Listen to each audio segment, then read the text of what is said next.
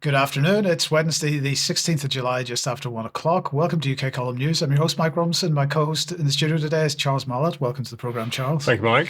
And joining us via live link, we have researcher and activist Sandi and journalist and peace campaigner Vanessa Beeley. Now, later in the programme, Vanessa is going to be talking about Tony Blair's connection to the Abraham Accords. Charles is going to be covering the situation in Darfur, which is a forgotten war mainly, and famine also, and also the ongoing drought situation here in the UK. And Sandi will be bringing us more on the devolution agenda and also the Royal Foundation. But we're going to begin today with the month of July, because July is an auspicious month for the Intelligence and Security Committee of the British Parliament. July is the month that they release their most important reports, and by important I mean propagandist. The Intelligence and Security Committee says it oversees the policies, expenditure, administration and operations of MI5, MI6, GCHQ, Defence Intelligence, the National Cyber Force, the Joint Intelligence Organisation, the National Security Secretariat, and Homeland Security Group. That's quite a security and intelligence infrastructure there, Charles. It absolutely is. Isn't it? Right. Anyway, why is July important? Well, if we put this on screen, July 2020, they released their report entitled Russia. In July 2023, it was China. And just a few days ago, it was Iran. Now, to get an idea of the standard of these reports, let's just remind ourselves of the Russia report. The main thrust of the report was the claim that Russia has been interfering in British democratic processes, and that as a result, social media companies needed to remove covert hostile state material from their platforms, and they said the government must name and shame those platforms that failed to act. To quote them, they said at the time, the government must now seek to establish a protocol with the social media companies to ensure that they take covert hostile state use of their platform seriously and have clear timescales within which they commit to removing such material. Now, Intelligence and Security Committee member Stuart Hosey said the committee found it astonishing that no one in government had sought beforehand to protect the referendum. That's the EU referendum that he was referring to, because Britain left the EU because of Russia, so the narrative goes.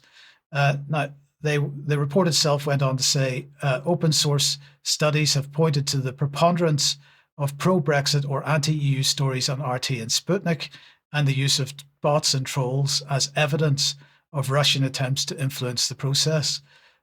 It went on to say the written evidence provided to us, that's the committee, appeared to suggest that Her Majesty's government had not seen or sought evidence of successful interference in UK democratic processes or any activity that's had a material impact on an election, for example, influencing results. The report also said that GCHQ has also said that Russian intelligence service actors have orchestrated phishing attempts against government departments. To take one example, there were attempts against Redacted. That's the name was redacted, so we've no idea of knowing who it was actually against, but also against, they said, the Foreign and Commonwealth Office and the Defence Science and Technology Laboratory during the early stages of the investigation into the Salisbury attacks. They also claimed that the Scottish independence referendum was a Russian target, and they cited Ben Nimmo. And of course, Ben Nimmo, if we remember, was an agent of the Integrity Initiative, which was a program to run disinformation campaigns against Russia. And that wasn't the only integrity in the report, because the report went on to say, we're grateful to those outside the intelligence community, in particular, who did they name? Anne Applebaum, Edward Lucas. Well, now, Edward Lucas, of course, always denied involvement with the Integrity Initiative, but that was patently false. William Browder, Christopher Donnelly, who ran the thing, and Christopher Steele for volunteering their very substantially. So they were thanking these people all for volunteering their very substantial expertise on Russia, which they said provided them with an invaluable foundation for the classified evidence sessions. So this was absolutely plenty of Integrity Initiative. It wasn't an Intelligence Committee report. In fact, it was an Integrity Initiative report. So coming back to the Iran report, the newest report, let's have a look and see what Lord Beamish, the current chair of the committee, had to say. He said, Iran poses a wide-ranging, persistent and unpredictable threat to the UK nationals and UK interests. Iran has a high appetite for risk when conducting offensive activity, and its intelligence services are ferociously well-resourced with significant areas of asymmetric strength. It supplements this with its use of proxy groups, including criminal networks, militant and terrorist organizations, and private cyber actors, to provide it with deniable means of attacking its adversaries with minimal risk of retaliation. We highlight in particular, he said, our concern that at the sharp increase in the physical threat posed to dissidents and other opponents of the regime who are in the UK, given Iran's willingness to use assassination as an instrument of state policy, the significant threat of Iranian espionage in support of potential future lethal activity, the importance of negotiating a form of de-escalation between Iran and the international community to deal with the Iranian nuclear threat, and the need to both raise the resilience bar and improve cybersecurity in the UK, and to raise the cost to Iran of launching cyber attacks on the UK so as to deter them from doing so. So my question then is this some grand conspiracy to take us to war? Well, in my opinion, the answer to that is yes and no. The committee claims that it sets its own agenda and work program, but to suggest that there's no steering by the intelligence agency is just not credible. And of course, they choose their experts very carefully. As they say, they take evidence from ministers, the heads of the intelligence and security agencies, senior officials, experts, and academics, as it considers necessary. So the evidence they receive is potentially highly biased. And so it's inevitable that this group of useful idiots will end up producing suitable propaganda, which then informs the media agenda, where other useful idiots unquestionably regurgitate the same propaganda.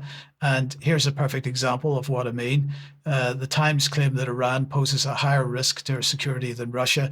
And if you see the highlighted quote there, it says the threat of assassination and other violence from Iran is now at the level posed by Russia, which is exactly the narrative straight out of the report itself, uncritically repeated. Charles, where do we start with this? They have a history of producing these reports, and we now have all three of the main targets of warfare that we've been hearing about for so long from the one organization. Yeah, well, I think that's it. I think predominantly it's the note of incredible familiarity that this is the tactic deployed, and simply the name of the country is changed. But also it sets up two things. First of all, in terms of the going back to Russia, election interference, all the rest of it, it provides a smokescreen and covers or obscures the activities of the state, the British state, in terms of meddling in areas that, frankly, it shouldn't. And also, it is absolutely queuing up the possibility of a false flag, and therefore turning this into what might be regarded as a self-fulfilling prophecy. So I think this, it harks back to sort of 2005-6 period, where the line from the Minister of Defence was changed from dealing with matters overseas to keeping our streets safer, and that continued narrative. And you see exactly that this is the same thing happening now. So Vanessa, lots of integrity there, but the sort of MO doesn't change. They don't really have any new way of approaching these problems. No, absolutely not. And I would say one of the steering factors in this report is, of course, Israel and the Zionist movement lobby in the UK, which we know increasingly how powerful it is and how many sectors of British governance it's infiltrated from all directions. Quite extraordinary. I mean, they don't talk about the threat to British democracy from the state capture by Israel. And it's similar to before, when they were raising alarms about Huawei interfering with mobile phone technology in the UK, but failing to point out the Israeli infiltration of cyber surveillance, etc. in the UK. It's extraordinary, really. And just to finish, Charles, they always do this with a straight face. How is that possible? I don't know.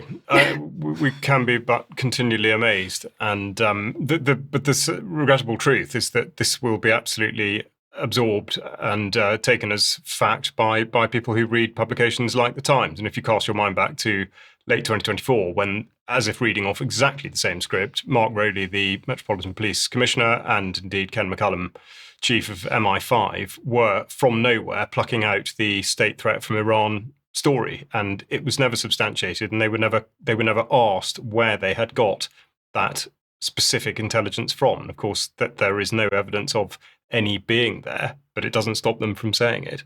Indeed. Okay, well, Vanessa, let's move to Tony Blair then. Another British, well, not quite sure whether I should say any more about Tony Blair, but what have you got? Because you've discovered connections to the Abraham Accords. Yeah, of course. I mean, Tony Blair's influence in events in the Middle East has been ongoing for decades, including, of course, most notoriously the war against Iraq, which set up the regime change war against Syria, which we've discussed many times on UK Column. But I want to start with this very short clip, which demonstrates exactly the agenda behind Tony Blair and the collective that he represents in the summer Davos in China when he's asked the following question by the interviewer. First, for hearing your perspective on the geopolitical and geoeconomic situation. Could it have been more complicated, the geopolitical situation that we're seeing today? Well, we'd be kind of out of business if it wasn't so. I mean, I have to say, the interviewer also asks him about the complex situation in the Middle East. And again, he giggles. It's very hard to watch this guy now. But interestingly, yes, I did find out in the last few days that actually Tony Blair was largely responsible for setting off or initiating the Abraham Accords discussions. This is in the Jewish News, which is based in London, the London genesis of the Abraham Accords.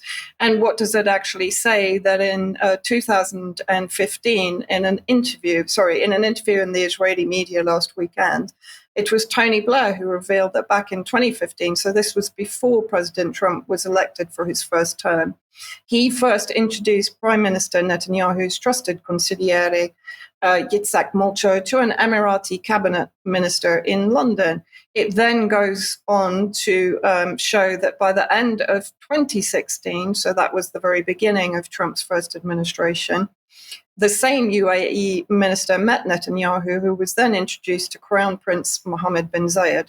2018, Netanyahu visited Abu Dhabi twice on an Israeli flight that crossed Saudi airspace. So it does appear that Tony Blair set or created the groundwork ready for Trump's first administration that brought in the Abraham Accords through Trump's son-in-law, Jared Kushner. Blair also in the same article points out that bin Zayed, in his opinion, showed exceptional political and leadership talent, and Netanyahu is a remarkable politician, of course, conducting genocide in Gaza and the West Bank as we speak. So in 2020, basically the UAE, which was a former British protectorate, which perhaps explains Tony Blair's focus on the UAE, the Abraham Accords, unlocking sustainable and inclusive growth across the Middle East. But what does this actually mean? This is Tony Blair's statement on the actual signing, which was published up at his Tony Blair Institute for Global Change. And if we actually look at what his statement said, for many years, I and my institute team have worked on deepening relationships between Israel and the Arab world. Of course, the Arab world basically means the Arab Gulf states, Jordan and Egypt. I had long come to the conclusion that if we want to see a fair resolution of the Israeli-Palestinian issue on the basis of two states, there had to be a complete reversal of the idea that the Arab world should refuse contact with Israel until a peace agreement was made. So apparently the resistance should desist, and boycotts and divestment should also not be allowed. He then goes on in published up at the Tony Blair Institute, how the Abraham Accords are shaping a new technological covenant. Now, this is where it does get slightly interesting. It's very clear that the collaboration with UAE in particular is focused very much on a digital authoritarian global dictatorship. So UAE is concentrating on becoming a front runner in more secure smart cities, driverless taxis, smart pods and eco houses, networks of sensors and camera data gathering services, and in very strong cybersecurity. All of this, of course, created in collaboration with Israel, but also with China. He then goes on to point out again in the same statement or article up at the Tony Blair Institute. So the next chapters will tell stories of the possibilities of turning the region into a global powerhouse of fintech capability through uniting Israeli tech innovation with the UAE's financial expertise. I'll leave you to translate that, leading the way in a new Abrahamic covenant for the technological area. So, of course, that means central bank, digital currency, etc. But let's have another look at the UAE that was involved in the Saudi, Israeli, US and UK war against Yemen since 2015. And in fact, I've written numerous times about the UAE black sites in southern Yemen using US-style torture against Yemeni civilians, quite horrific reports from that for at least the last 5 years. And of course, they were involved in the targeting of the Yemeni civilians in partnership with Israel and Saudi Arabia. But then also, I looked into the digital authoritarianism in the UAE and across the board. This is an article linked to Chatham House, but almost all of the Western elite-linked think tanks have written about the danger of UAE's digital authoritarianism, which includes, of course, the use of elements like the Pegasus spyware, which was developed by Israel, and the spy unit 8200, to spy on dissidents, gather information, which, of course, in the UAE then immediately leads to their arrest. There's a lot of information about this online. But the Abraham Accords, of course, then led to the Abraham Shield Plan, which, again, we've covered here on UK Column.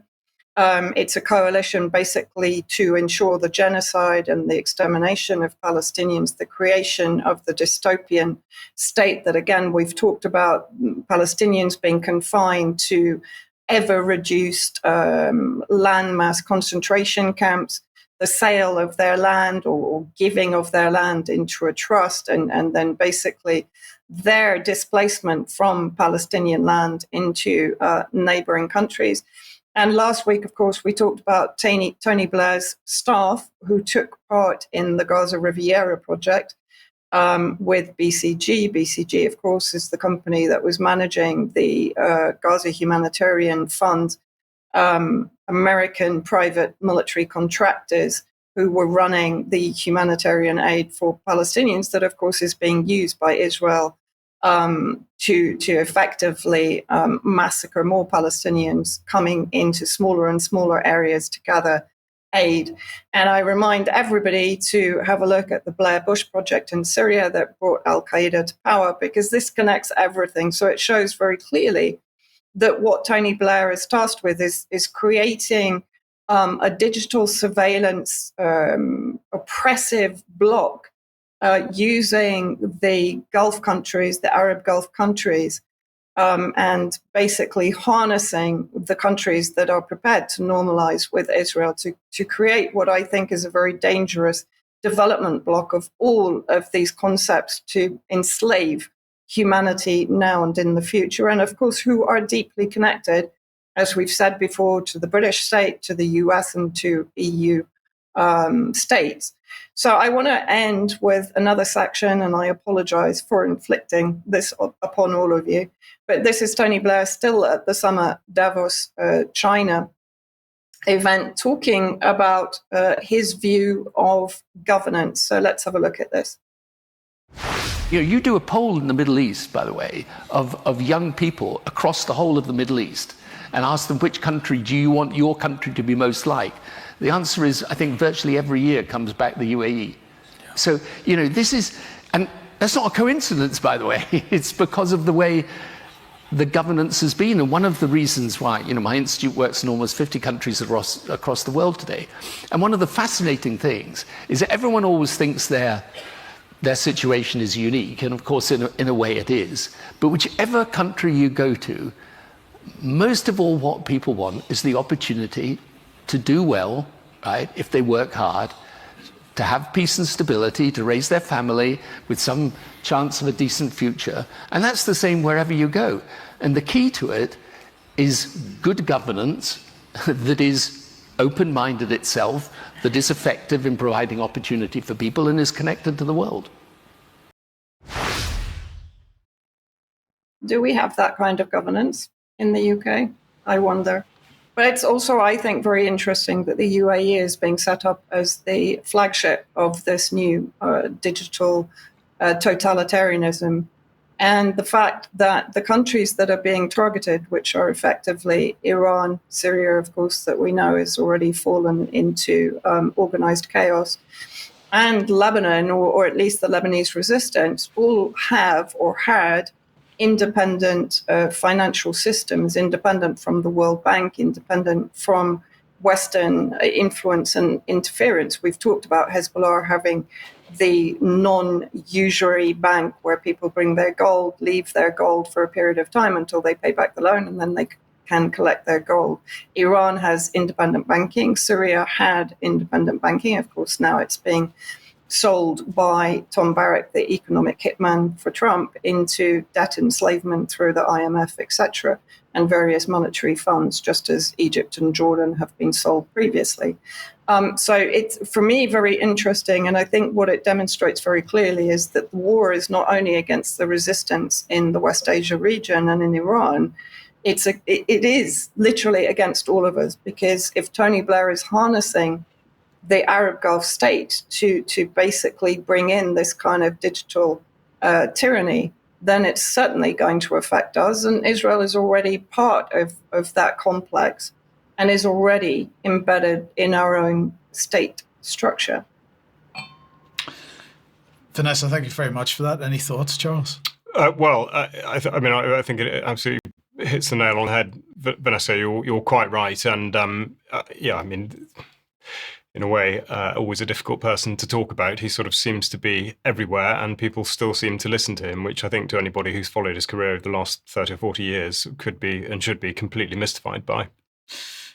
Okay, well, let's move on then to Africa and Darfur. Yeah, indeed. And in fact, that will link back to Vanessa's report rather closely. But we start with the British High Commission, who in Nairobi have been busy tweeting about increasing the exports from Africa into the UK market, with a load of footage here showing the President of Kenya, William Ruto, smiling in London with Keir Starmer, presumably because he's managed to get away from the rioting and discontent in his own country. Now, Ruto himself has used the same surveillance platform to remind the public of the, quote, areas of mutual interest between Israel and Kenya. And that links obliquely to the concurrent reporting from New York on the activities of the United Nations Security Council. Now, first of all, we have James Kariuki, the Deputy Permanent Representative to the UN, who made a statement about humanitarian access to those in need in Sudan. This was back on 27th of June. He said little of note and absolutely nothing that could constitute action on the matter. But I would say his remarks are perhaps best characterised by his encouragement of others to do something. Quote, we welcome continued efforts by the UN, the African Union and countries of the region to advance an inclusive political process. And then on Thursday, 10th of July, the council met to discuss the situation in Darfur. And this was prompted by a report from the deputy prosecutor of the International Criminal Court, Nazat Khan. Now, before considering what it is that she did say, I should just point out the remit of the ICC, as shown here on the banner at the top of their website, says trying individuals for genocide, war crime, crimes against humanity, and aggression. Now, she was keen to begin by thanking the president of Sudan for attending, a point of significance which I'll come back to.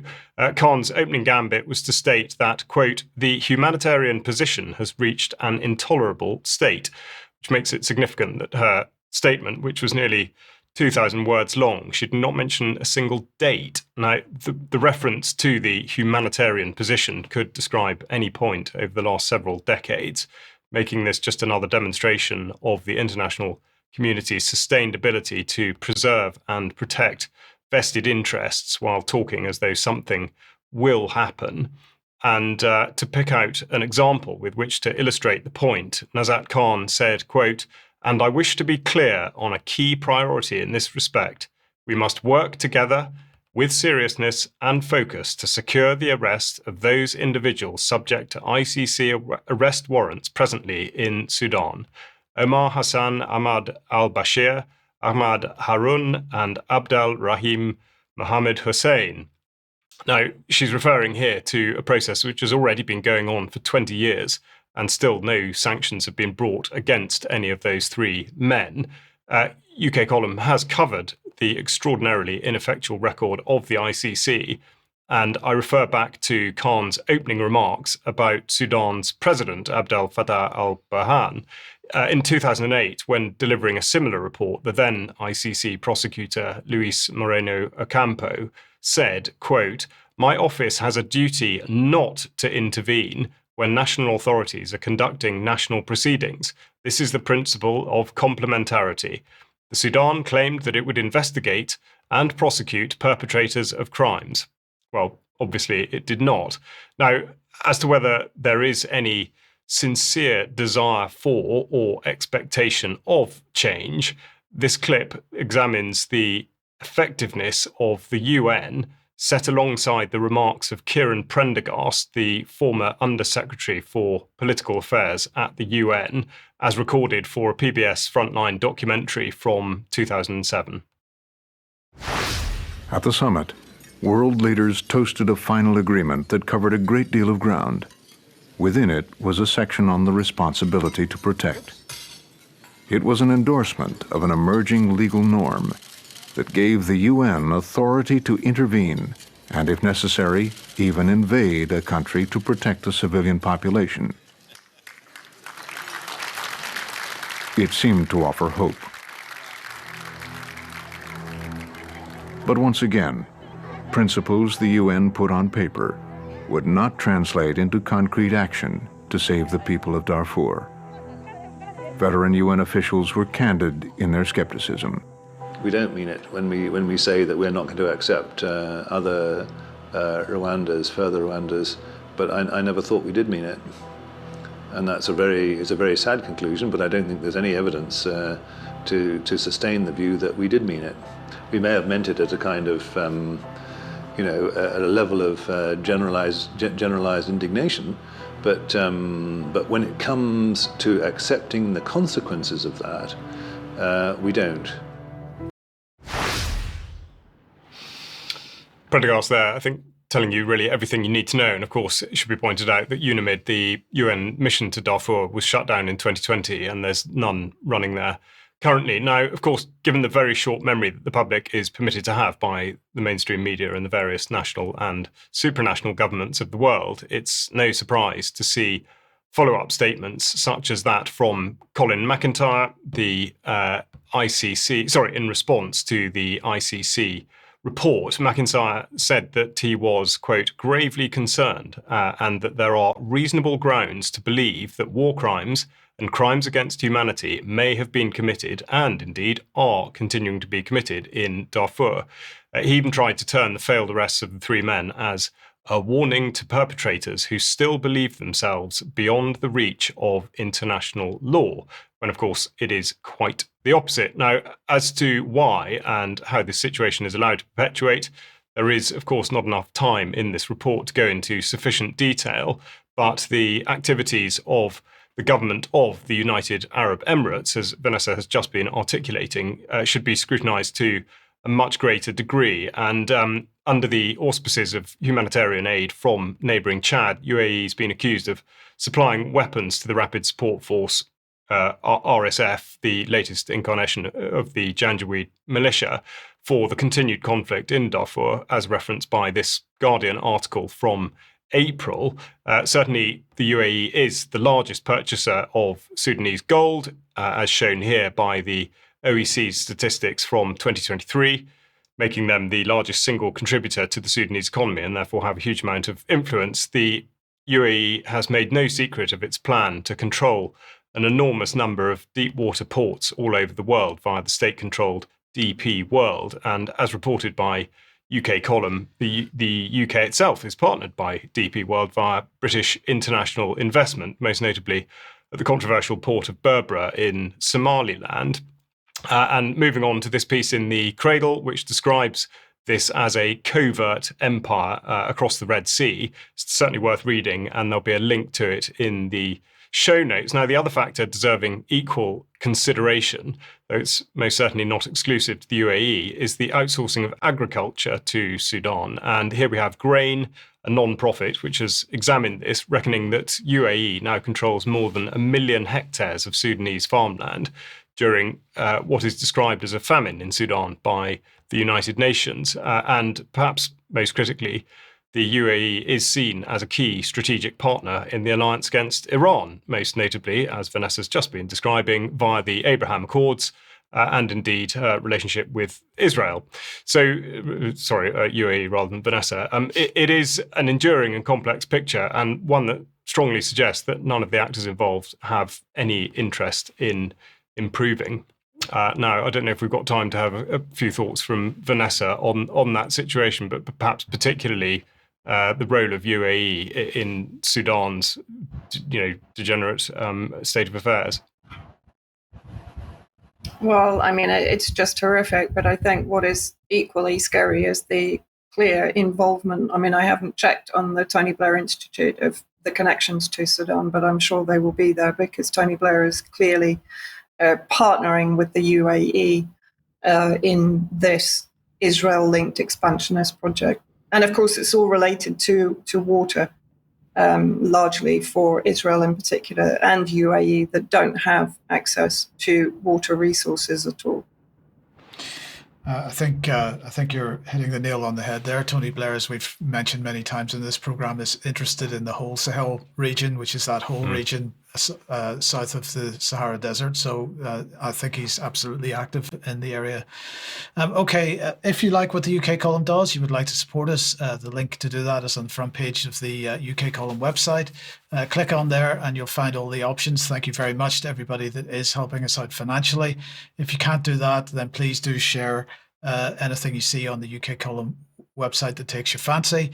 Now let's have a look at this. Fact-checking the fact censors. This was Diane's discussion with Dr. Judith Brown. Went out at 1 p.m. yesterday. It's now available on demand on the website.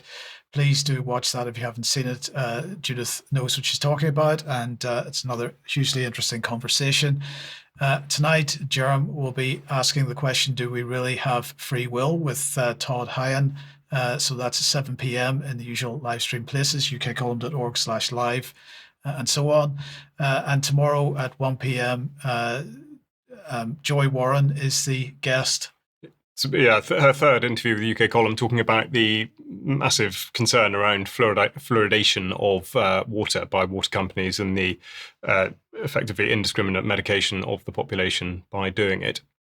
On demand, on location, UK Column on location. Saturday, the 18th of October, 2025 in New York. Tickets go on sale on the 20th of July. We're looking forward to it, Charles. Yeah, we are. We're very much looking forward to it. And there will be tickets available for both the in-person event and indeed the live stream from the 28th of July. So we'll be announcing speakers very soon.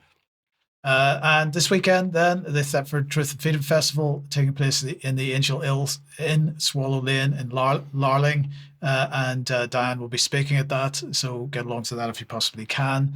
And the question of devolution, Sandi, which we're about to talk about, you're going to be speaking on this on Sunday. Yes, I am indeed. The distance meeting in the southwest at Goffinland in Devon, in Exeter.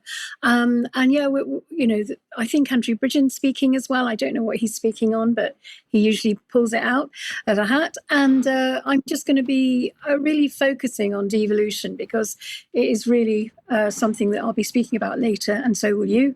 And it's a really important topic because it is all about our democracy, or lack of at the moment. Yeah. Absolutely. Thank you, Sandi. And speaking of Andrew Bridgen, he will be speaking in the Seven Stars Hotel in Totnes on Friday, the 25th of July. Patrick Henningsen will be introducing that, and there'll be a Q&A afterwards. The details for all these events will be in the show notes, so have a look at the today's news programme on the UK Column website for more on these things. Now let's then come straight on to the question of devolution.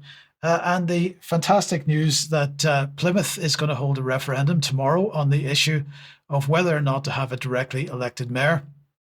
And as is typical for Plymouth, this is a very stupid thing to do, because no matter the outcome, there won't be a directly elected mayor. And this is because 3 weeks ago, the Starmer regime announced that metro mayors are the only way to go. So there will be no city mayors. So the outcome of this referendum makes no difference. Now, the most widely recognised metro mayors are, of course, Sadiq Khan and Andy Burnham, but there are quite a number of so-called regions which have elected mayors now. According to the Institute for Government, regional mayors are directly elected leaders who chair mayoral strategic authorities, brackets also known as combined authorities, to which specified functions and budgets have been devolved from Whitehall. Mayoral strategic authorities are formed by a group of local authorities at a city, regional or regional level, as the Institute for Government says. And they go on to say that the specifics of the powers of MSAs vary from place to place, but typically include aspects of transport, skills, housing and local infrastructure investment, and in some cases, spatial planning, policing, health and employment support. Now, the government's devolution bill will establish a 3-tier devolution framework, they say, that applies by default to all places, bringing greater consistency of what is devolved each MSA. Now, what they're talking about there is the English Devolution and Community Empowerment Bill, which Sandi's going to talk about in a second, introduced a few days ago by Angela Rayner, and which Ben spoke about on Monday's programme, and which will bring centralised control to the local level. But as we've been highlighting this for years in article after article, these people are about as democratic as Stalin, and just lots of articles on this topic. So, Sandi, let's hear more from you on this. Yeah, sure. I mean, my first slide is really from it's saying, are these mayors, are they going to fix our regions? Well, no, I don't think they are. They're going to fix it for themselves, surely, and for global governance, but they're not going to fix it for the people of the UK. And the thing is that this is, this is a kind of problem, reaction, solution thing, because the regions, if you want to call them the regions, the UK has been hollowed out from inside out. The infrastructure's been decimated, and so they're coming in, they're flying in as the saviors, and it's the same thing. It's problem, reaction, solution, and really it's the remedy to bring in the full technocratic control agenda. And this isn't by anything, all of this is verifiable, because it all feeds into the 2030 Sustainable Development Goals run by obviously by the UN and the WEF. So do we really want, that kind of fascism, actually? And the thing is that what we have to remember is that this new bill that we've got coming in is really about. I'm just going to go. Actually, the next slide is about a short recent history of devolution. I'll just go into that first, because it's been a long-term plan, and I think people have to realise that this is really a long-term plan from 1988, I believe. And then, Tony Blair really tried to push it in the early 2000s, and it was voted out in 2004. And then in 2016, the biggest shift was the Communities and Cities and Communities Act that came in 2016, and that kind of laid the pathway really for what we're finding now with the devolution white paper is the next thing that came up. And then, of course, we've now got this Cities and Communities Empowerment Act. But the thing is that it is not going to empower the people. It's going to empower the agenda, and that's the problem. Because under this act, mayors gain really control over transport. We're talking about the smart city mayors or the metro mayors, whatever you want to call them. The shift, the power shift, is coming away from Westminster to these people that haven't really been elected by us, and they're being put in positions of ultimate power. They're being given the power over transport, housing and planning, net zero infrastructure, energy systems, economic development, skills and innovation, and police and crime commissioning and fire services in some cases. So this is really quite, I mean, it's really worrying, in as much as these mayors, their sole aim is to hit the net zero targets. So they don't really care what you think. They want to hit their net zero targets. And as we've seen with Andy Burnham in Manchester, he's completely changed the whole transport system there. And he's got all the electric buses and cycle lanes. And it is turning into a smart city in every single way. And what we need to realise is that also the system is changing from government policy. The biggest takeaway from this bill is that the system is changing from government policy to global framework, really. And so these global frameworks are all integrated with Agenda 2030 and the SDGs.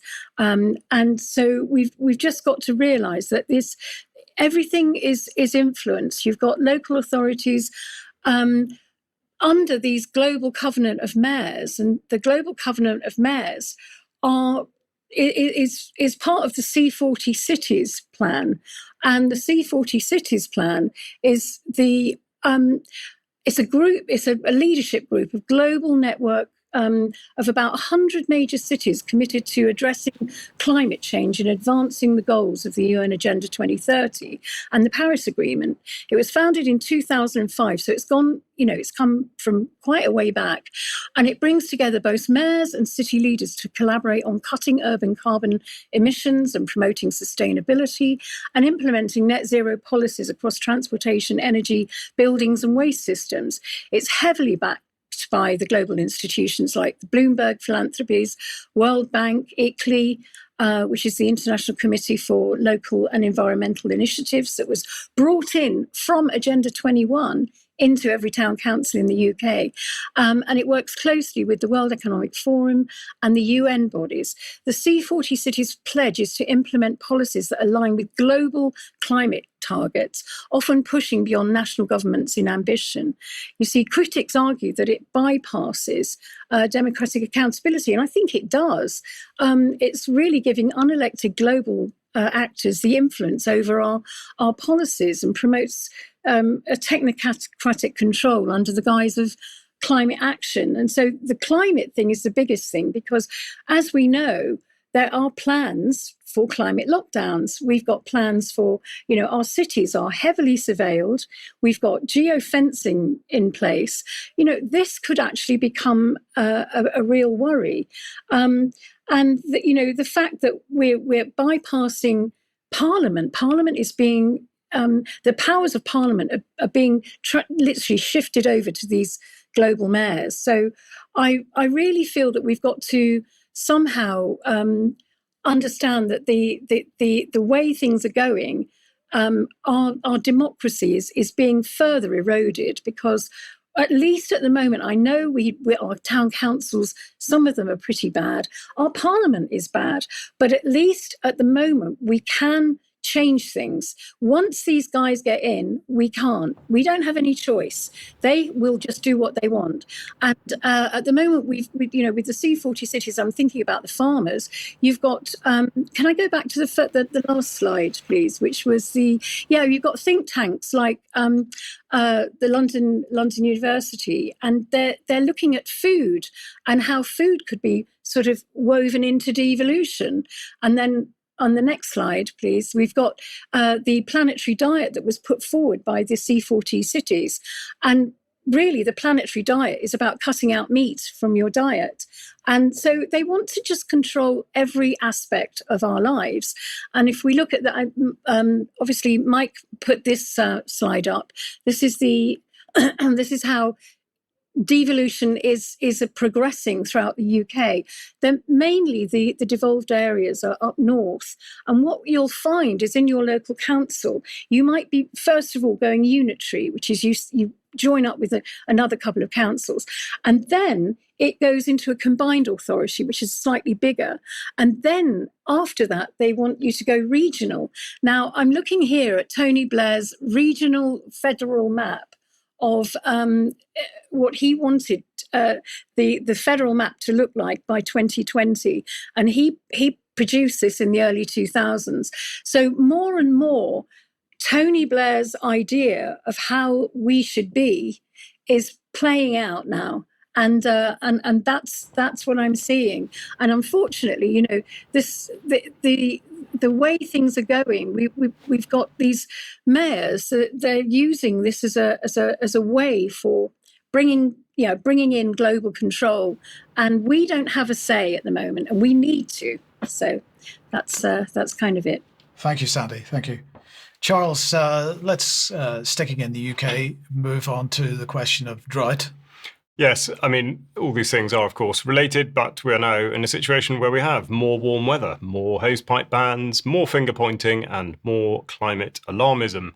It must be summer, and the Environment Agency, which behaves as though it has assumed overall responsibility for all water within the United Kingdom, has announced another meeting of the National Drought Group. Their plan, it would appear, is to ask everyone to use less water, but their ability to either influence or monitor this is seriously compromised. Now, just like farmers and other businesses, water companies are theoretically limited by their abstraction license as to the amount of water they can take from natural supplies, and this is controlled by the Environment Agency. As we know, all water companies have an appalling and well-recognised track record of wasting water through leakage, something which is never properly addressed and results, as now, in farmers and members of the public being blamed for the imagined or predicted shortages. Now, the National Framework for Water Resources, published recently, makes many references to the forthcoming deficit and to all the various and competing demands on the water supply. What they most certainly do not do is make any suggestion that there should be a hierarchy of priorities when it comes to what they describe as an increasingly scarce resource. There are many references to the burgeoning thirst of data centres and artificial intelligence hubs, but a consistent failure to attach any figures to this requirement. The framework does suggest, somewhat hopefully, that data centres should look to other supplies of water beyond using public water supply, for example, using recycled water. I submitted a Freedom of Information request to the Department for Energy Security and Net Zero in order to establish the current and projected consumption of both water and electricity where AI and data centres were concerned. The reply was underwhelming, though predictable. They have no idea, as they do not keep records, and strangely, they do not use modelling to guess what will happen next. Also claiming not to use modelling is the annual State of the UK Climate Report 2024, published on Monday, so for the year in retrospect. This is written by the Met Office and the Royal Meteorological Society, merely a lengthy reminder that, according to their very obviously manipulated statistics and records, that the country is getting warmer and drier and wetter, but not windier, though, which may present a problem for the storm-loving weather forecasters in the mainstream. The other key assertion is that the sea level is rising, and of course, all of this is written with two things in mind. Firstly, it's your fault, and secondly, it is all dangerous. Now, though the report is explicit in stating that it should not be used to predict the future, that is precisely what Liz Bentley, the chief executive of the Royal Meteorological Society, has done in her interview about the report with the BBC, but no challenge was issued by the BBC when she did so. Concurrent with the doom-mongering has been the belief that this year's harvest will be a disaster, which of course provides the perfect nudge into consuming lab-grown indigestibles. It's too early to give much of an indication, but Farmers Weekly suggests that the wheat harvest so far is actually better than expected. And on a related note, you may recall that back in April, UK Column reported on what appeared to be an ill-considered encouragement to farmers to withhold milling wheat in order to create a bread shortage, so that the public would be made aware that the government is not looking after farmers. Now, this initiative pushed by Ollie Harrison and Clive Beeley does not appear to have taken market forces into account. And the Agricultural and Horticultural Development Board was already predicting back then that there would be a 13% increase in wheat imports for this year. And that was as far back as March. Agri-Trade News, we've just seen on screen, suggesting that this strike made absolutely no difference, although there may have been some unintended and negative consequences for any farmers who were convinced to take this sort of action. So imagining that the government will ever have farmers' interests at heart is made to look like a fool's errand. And anyone listening who does produce food, please do go to the farming section on the UK Column website for inspiration in terms of establishing local markets. Finally, the bill which absolutely refuses to die.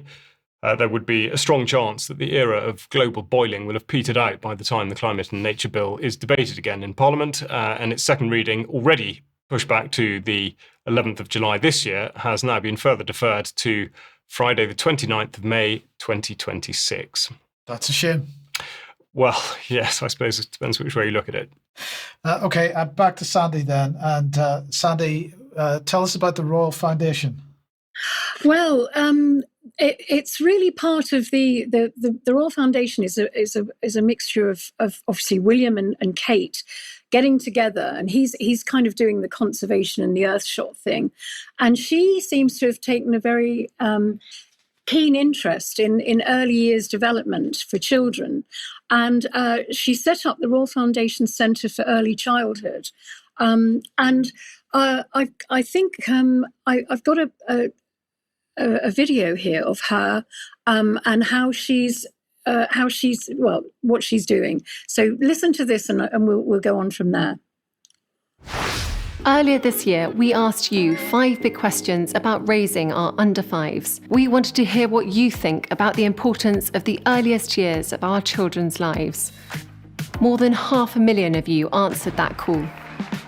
So we've taken your input and combined it with even more public research to produce the UK's biggest ever study on the early years. This year has been a hugely challenging time for us all, and there hasn't been a more important moment to talk about families. Later on this week, we'll share 5 big insights that we've discovered, and I will take your questions. This is just the beginning, and I want to thank you for starting a conversation, because we're all on this journey together. Right. Well, it's interesting. She's the foundation have teamed up with the Lego Foundation, Unilever, and there's NatWest and Ernst & Young, and Deloitte. And these big corporations are heavily invested in early child development. Now, I wonder why. And we can see now that because of the AI in schools now, they can monitor those children's outcomes. And as we know, outcomes for children are being sold, to third parties on the blockchain, and sort of like almost like betted as futures. And there's children are being commodified in school. And these early years things is really quite, I find it really concerning, because, this is there is another video, but it was too long to put on. But can I have that slide back? Yeah, this slide. It shows you that it's all about feelings and empathy and understanding each other and working alongside each other and collaborating and being in children being in community, and how all of their feelings and everything are very important. Well, of course they are, because they are monitoring them with SEL learning, which is social and emotional learning, through the devices in their schools. And all this information is being sold on to third parties. It's being harvested and used as a commodity. And unfortunately, children, they're saying that, the teachers are going along with this because they're saying, oh, well, isn't it great that the children are understanding their own feelings, their own emotions, their own empathy, the way they deal with their emotions. But all of that is being filtered to use, and it could be that they're using them because they're trying to work out which ones are neurodiverse, which ones aren't, because money can be made on children either way, whatever their cases are. So the Lego group I found quite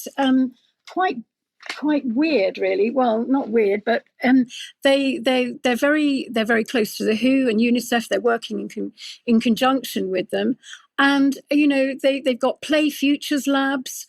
And they've got global ties with they're an advocate of the SDG 4.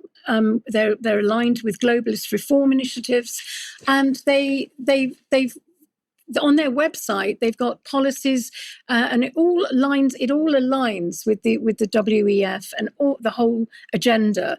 And what I thought was really strange is in the next slide they actually have a policy of snitching in their corporation, that if you find somebody that is not actually going along with their narrative, then you can snitch them and get them the sack, which I thought was quite interesting.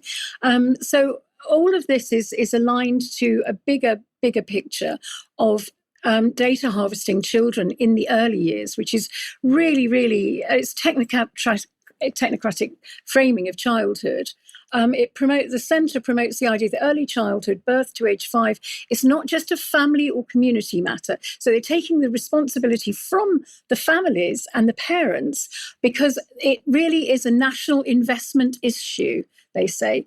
While supported by neuroscience, this language is also a gateway to literally sort of reading children's emotions and framing them into this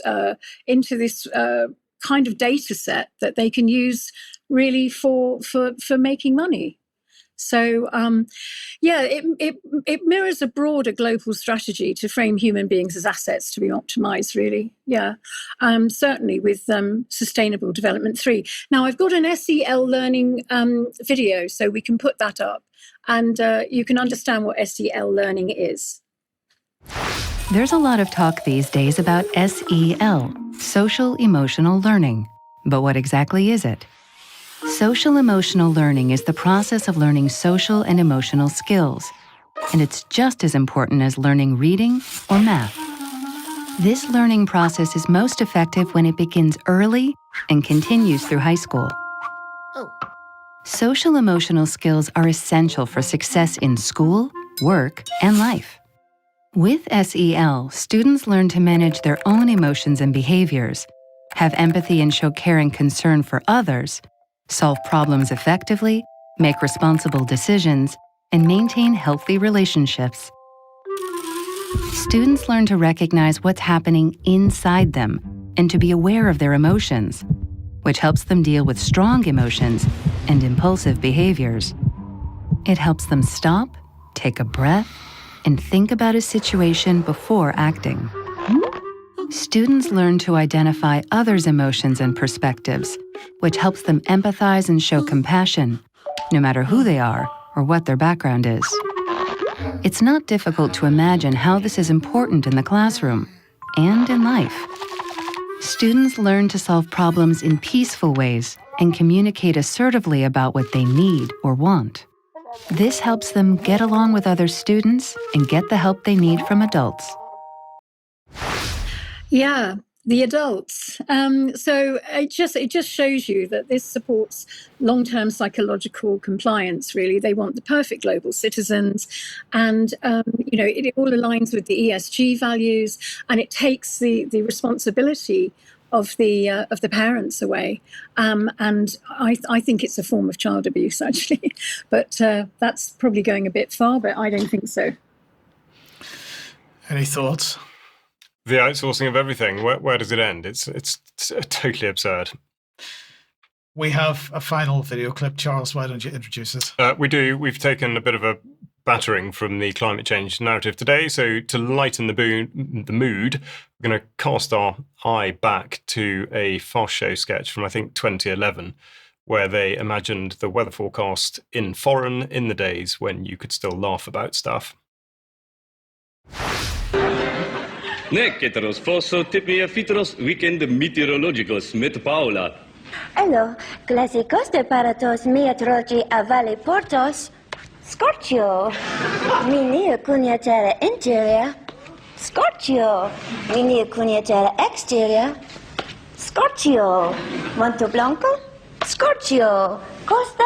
Scorchio. Meteorologicus mañana. Oh, Scorchio. Scorchio.